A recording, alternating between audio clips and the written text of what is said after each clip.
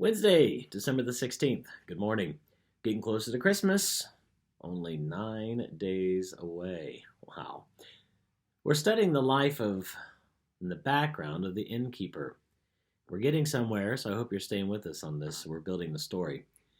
David had to flee from Jerusalem because of his son Absalom. Barzillai, an elderly man, took care of David and his men while he was away. When David returns back to Jerusalem after Absalom's death, he wants to take Barzillai with him. Barzillai said, I'm old. I don't need to go. I'm about to die. I'm going back to my father's to be buried. He said, but you can take my son.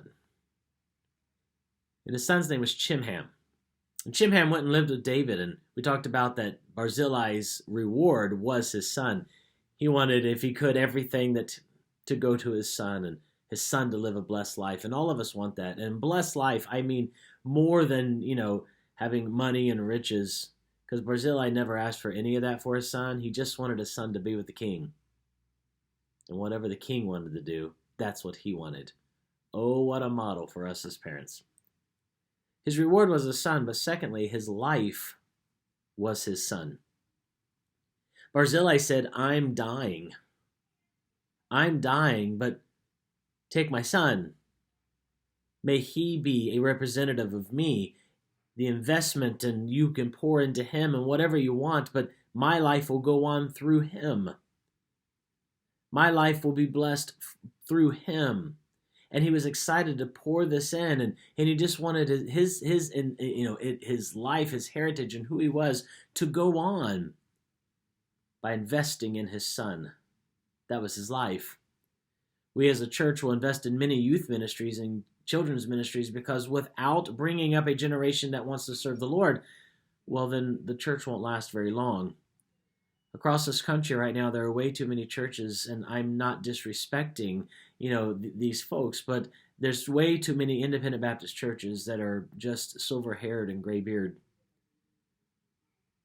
While I'm thankful for those who have stood faithful, without the next generation to come up and to rise up and to follow, what hope have we? The life of a church is in its youth. The life of a church, now that I know that the soberness and the seriousness and the gravity is in the elder and the experienced, and there's so much wisdom there, but without young people to teach it to and invest in, what do we have?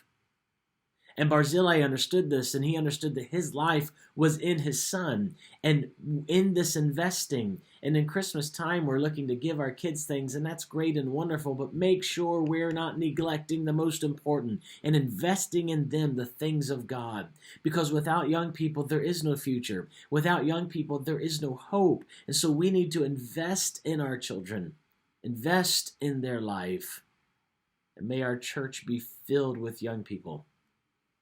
I thank the Lord, and I know there's so many other churches like ours, but I thank the Lord when I walk into our church that there's 2-year-olds stumbling through the aisles, and 5-year-olds being told not to run, and 8-year-olds who are gathering outside and playing ball, and teenagers standing in the back talking and fellowshipping and cleaning and building and working in ministries. And I'm thankful for the youth in our church. The youth are the life. Barzillai said, I'm about to die, but I can go on through my son. David, King, you bless him, and you're blessing me. May we as parents today do the same with our God. God, you bless my children, and that's all the blessing I need. You use my children. Let them walk with you. That's all I need.